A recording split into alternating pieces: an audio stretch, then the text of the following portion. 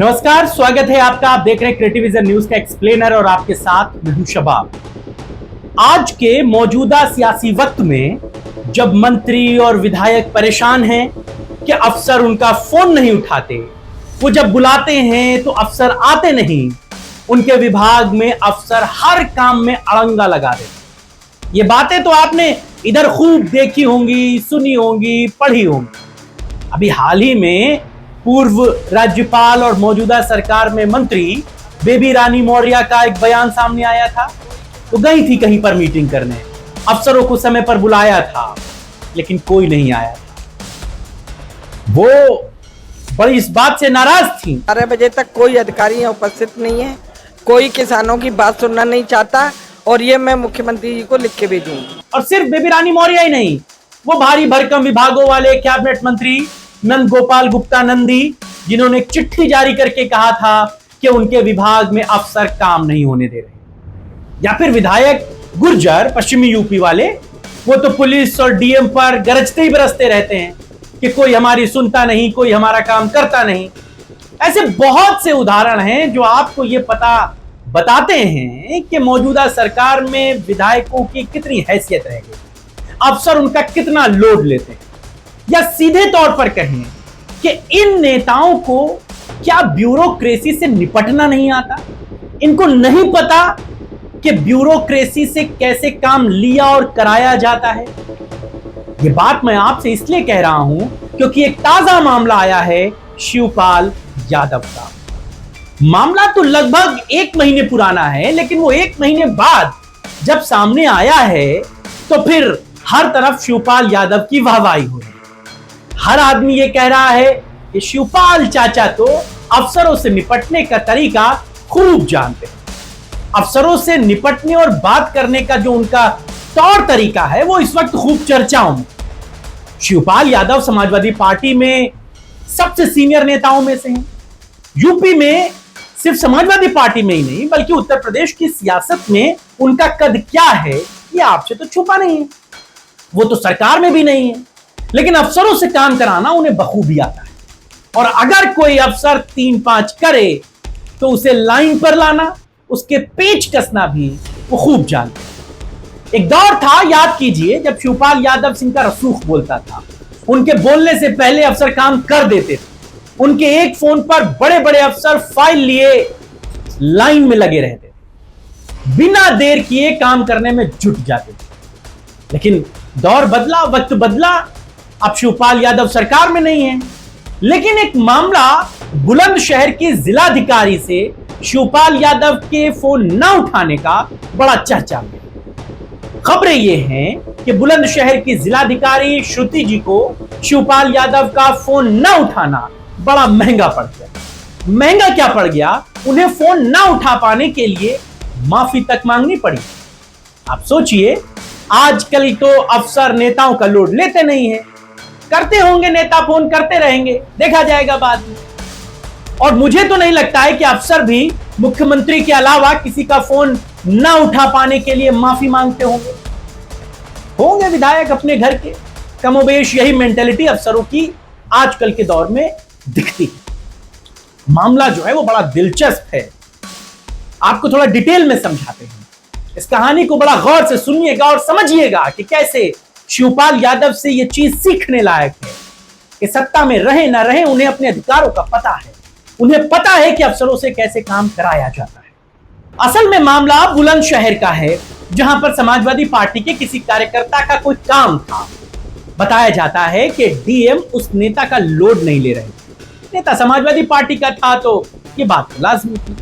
उस नेता ने लखनऊ में शिवपाल यादव से मुलाकात की। उस नेता को लगा होगा कि चाचा मंत्री रहे ना रहे, उनका जलवा तो रहता है। तो उसने इस बात की शिकायत चाचा शिवपाल यादव से कर दी कि चाचा डीएम सुन नहीं रही या काम कर नहीं रही। चाचा ने कहा अच्छा ठीक है, लगाओ फोन उनको। फोन लगाया गया। हमारे सूत्र ये बात बताते हैं कि पहली बार जिलाधिकारी श्रुति जी ने शिवपाल यादव का फोन उठाया था और पूरी बात सुनी। जो भी कहा हो, चाचा शिवपाल यादव ने अपनी बात बताई हो कि ये फला व्यक्ति है, इसका ये काम है, देख लीजिए, लीगल हो तो कर दीजिएगा, कोई दिक्कत नहीं। और श्रुति जी ने जो भी बात उनसे कही हो कि काम हो जाएगा या नहीं हो पाएगा या इतने दिन बाद इनको मेरे पास भेज दीजिएगा, खैर बात हो गई। चाचा ने कहा कि फोन कर दिया है, जाओ बुलंदशहर। कुछ दिन बाद वो नेता चाचा शिवपाल यादव के पास फिर वापस आया और बोला कि चाचा वो डीएम तो बिल्कुल सुन नहीं, बहुत प्रयास किया मिलने का, मिल ही नहीं रही, अब कैसे काम होगा। ये बात शिवपाल जी को भी नागवार गुजरी। उन्होंने कहा जब मैंने फोन कर दिया था तो डीएम को मिलना तो चाहिए था, काम होता या ना होता ये बात की बात। शिवपाल यादव ने कहा अच्छा रुको, फिर से फोन लगाओ। श्रुति जी को दोबारा फोन लगाया गया, उन्होंने फोन नहीं उठाया। उसके बाद दोबारा फोन लगाया गया, उन्होंने फिर नहीं उठाया। चाचा ने उस नेता से कहा कि कहीं बिजी होंगी, रुक जाओ थोड़ी देर बाद फिर मिलाया जाए। 2-4 घंटे के बाद श्रुति जी को फिर फोन मिलाया गया, श्रुति जी ने फिर फोन नहीं उठाया। फिर श्रुति जी के पीएस को फोन मिलाया गया, उन्होंने भी फोन नहीं उठाया। शिवपाल यादव ने अपने पर्सनल नंबर से डीएम को मिलाया, उन्होंने तब भी फोन नहीं उठाया। अगले दिन मिलाया, फिर नहीं उठाया। बताया जा रहा है कि शिवपाल यादव ने लगातार 20 से ज्यादा बार अलग अलग नंबरों से डीएम को कॉल किए, सीयूजी नंबर पर किया, लैंडलाइन पर किया, यहां तक कि पीए का नंबर भी शिवपाल यादव ने मिला दिया, लेकिन ना तो डीएम ने फोन उठाया ना उनके पीए ने फोन उठाया। किसी ने भी फोन को उठाना जरूरी नहीं समझा और ये फोन कॉल कई दिनों तक मिलाए जाते रहे। 20-25 कॉल एक ही दिन में, एक ही बार में नहीं मिला दिए गए। 2-3 दिन लगे, आज नहीं चलो कल उठा लेंगी, बिजी होंगी, कल नहीं परसों उठा लेंगी, चलो बिजी होंगी। ना तो उन्होंने फोन उठाया ना ही कॉल बैक किया।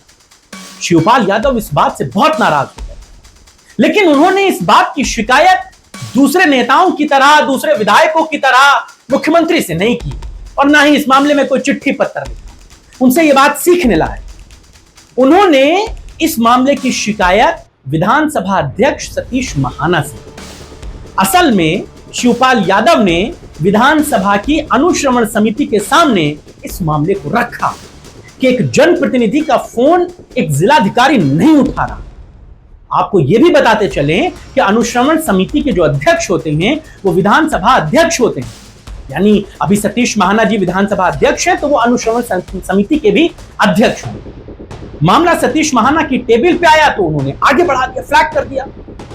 मामले में जिलाधिकारी को विशेषाधिकार हनन का नोटिस सर्व हो गया। जी हां, अगर अनुश्रवण समिति के सामने कोई मामला जाता है और विशेषाधिकार का हनन होता है तो इस मामले में नोटिस सर्व हो जाता है। और जब विशेषाधिकार हनन का नोटिस डीएम के पास पहुंचा तो वो खड़बड़ा गई। उनको पता था कि विशेषाधिकार हनन में उनको सजा हो सकती है।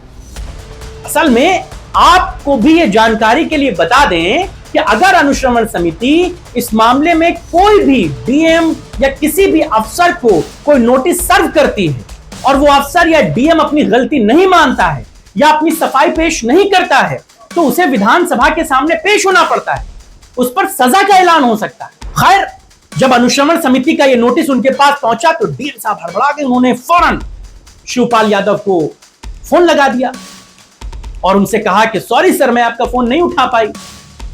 शिवपाल यादव ने उनसे कहा आप फोन नहीं उठा रही थी, आप काम कीजिए या ना कीजिए, फोन तो उठाइए कम से कम। तब डीएम साहिबा तमाम बहाने बनाने लगी कि फोन मेरे पास था नहीं, पीएस के पास रहता है, उसने बताया नहीं, आपका नंबर मेरे पास सेव नहीं था, इसलिए उसको भी नहीं पता चला कि शिवपाल जी फोन कर रहे हैं। अब ये सारी बातें वो बताती रही, शिवपाल यादव सुनते रहे। खैर, ये सारी बातें कितना आपके गले से उतरती हैं आप भी इस बात को बेहतर समझते हैं। उसके बाद शिवपाल यादव ने बड़ा दिल दिखाते हुए उस जिलाधिकारी श्रुति को माफ कर दिया। उन्होंने कहा ठीक है, कोई बात नहीं, आप फोन नहीं उठा पाए लेकिन फोन उठाया कीजिए, बात किया कीजिए। और इस तरीके से इस मामले में शिवपाल यादव ने बड़ा दिल दिखाते हुए श्रुति को माफ कर दिया।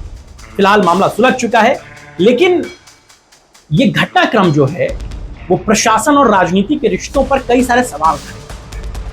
क्या ये केवल एक लापरवाही भर थी या फिर बदलते दौर की हकीकत?